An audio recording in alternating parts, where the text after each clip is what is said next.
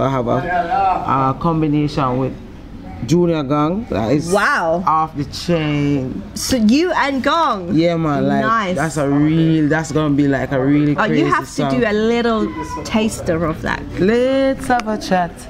One of these kinky reggae nights. I'm inviting you over. Looking forward to the conversation. Yeah, one and one, still the best way to communicate. Eager to see you, don't have to be inside. We could chill out in the yard.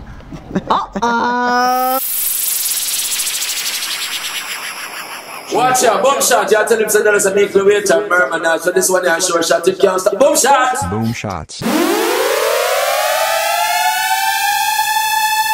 We can't complete New Year's Eve and come to Rebel's house and not see the fire mama. Yes. It's always great to see you. And it's been a minute actually. I haven't been able to catch up with you, and then being in Jamaica seeing you for the second time. It's a great blessing. It is a pleasure. So we've just been talking to Rebel about Rebel Salute, because of course that's the big thing that's coming up for 2015. Everybody is talking about it.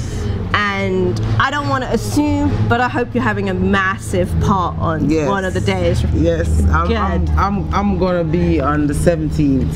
17th. So that's gonna be my day. Great. Yes. And what are we going to hear from you? Because we know all your major songs. Yes. Well, I'm gonna be doing some new songs from the upcoming album for VP Records that will be coming out early January 5th. Have you got a title for that yet? I actually do have a title. Have you released it yet? No, we haven't actually released it as yet, but there is a title. Anytime you feel like releasing it during the next 10 minutes, go for it. But so there is a new album. Yes, there which you've been working hard on. Yes, I hear. Yes, very good, and it's a very good. If I must say so myself, it's a very good product.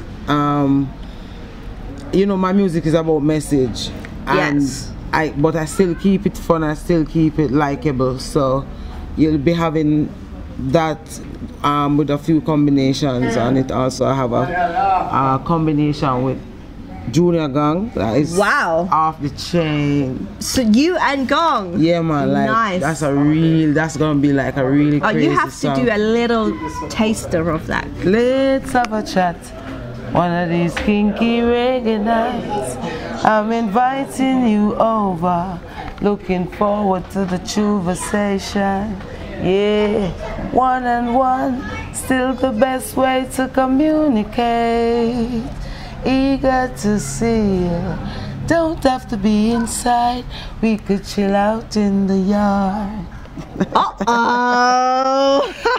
want to see the video to that. You know what I'm talking about. Now you know what I'm talking about. Yes. Wow, how did the Gong link up happen? I mean, of course, I'm sure you guys have crossed paths all the time. Yeah, you know, I had the idea for the song, and you know, I have like an ultimate, utmost respect for them youths, you know, for the obvious reasons, and therefore it was easy for me to approach him to say I would love for you to be on this track, and him humbly say you know, because you don't know, you know, as not everybody gets an opportunity. I was just going to say to do that, so with any of the Marleys, but especially Damien right now, he's really a hot item. Yeah, man, and he's such a humble youth and so giving and respectful.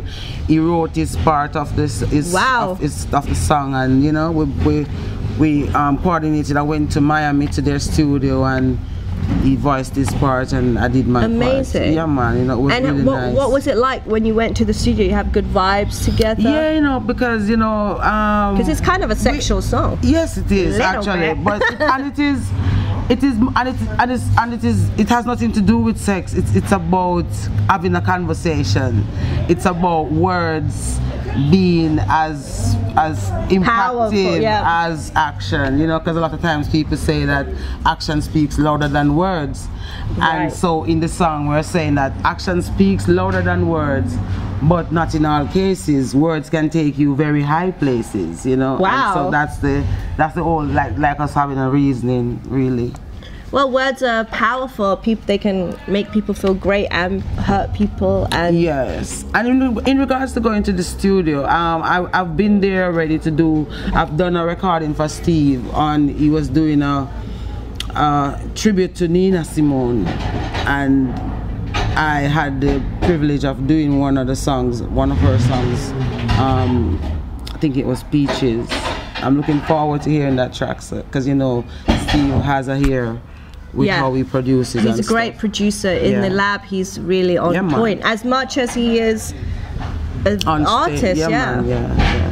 Talking about being an artist is also all about performing and performance. You know, especially in the reggae and dancehall world, you have to put on a real show. You can't just have the voice, and that's something you really do. Yes. As somebody who comes from that roots background, you still keep it very, very exciting. Yes. I'm trying to find the right words. I think exciting is the right thing. I mean, you don't just sing. I mean, your DJing is off the chain. Yes, yes. I never knew I could DJ until I did a song, a combination with Lady G in response to Tony Rebel and Suede's Just Friends.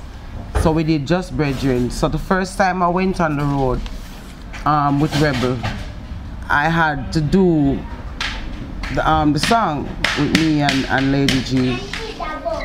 So I ended up have to do her DJ part. So I got this wicked forward from the audience, but it was more like people were like, this little small frame with this big old voice coming out of her. So it was like the first forward was more like a shocker, like, what the hell did I just hear? And then, you know, it was, something was born there, you know? Wow. Because I ended up incorporating it into my singing and DJing, and it happens fluently. Actually. I mean, it's very natural. I mean, and most people love you for that. That's the thing. If they loved you for just your lyrics and stuff, but a lot of people, when you say Ifrica, they're like, wow, we could do the first things they think about is that. So it's amazing that you didn't actually, that's not how you chose your career to be. No, it happened. Or like Rebel says, there's always a reason, right? Always a reason for everything. And talk about reason for everything. You know, you're gonna do some stuff on Rebel Salute from your new album. Yes. But something I heard about your last album, you know, one of the songs that was not written for you, which of course you've embraced and made it great. You can call me by my name, I am ready to roll. Once the rules remain the same, how the story's been told. Call me, I never cop out. A lioness is on the rise, don't you ever have doubts. Lioness on the rise, that's it. It was written for Marcia. You sang it. I can't even imagine it not being you. How did that come? How did you decide to sing it, or was it given to you to sing? I decided to sing it actually, because when I saw Rebel with the rhythm, and he was saying that he was writing a song for Marcia Griffiths. So, you know, Rebel is a person that, you know, that's Marcia Griffiths, that's the queen of reggae music. So, you know, you have to hats off to her like that, really. So I think he wanted to make sure that he wrote something that was befitting of a Queen Marcia Griffiths, and so therefore you could hear it in the way the words were put together and the melodies were put together, that a lot of energy went into it. However, though, when the song was completed, for whatever reason, she opted not to sing it, you know. And what had happened was, when he was writing it, he would always let me sing. Like he'd always say, sing this, because I want to hear a female voice sing it, to hear if I could hear Marcia, you know, from it. So I would end up singing, like getting the words that he had wrote down, and I would end up singing the melodies that he gave me to sing.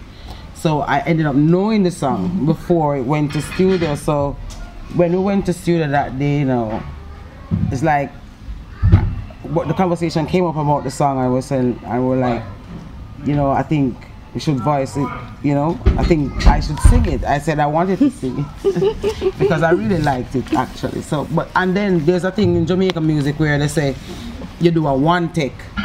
That's where you go into the studio and at the launch at the button, you start and you don't stop until the rhythm. So that was how that song was voiced. Wow. One take. As you press record, from the intro to the end of the song, I did not stop one time. I sang it right through. So that was... You obviously felt the vibe because you feel the power in that song. Yes, yes. So and it happened magically because it was put up on iTunes and became an immediate favorite among, you know, the fans who were going there to hear the music. So, you know, I must say thanks to Marcia because it was supposed to be hers. It's supposed to be yours, obviously. Yes. I'm sure she loves it. She loves that song so much. And we have done a song since that, you know, on account of us just wanting to keep that unity.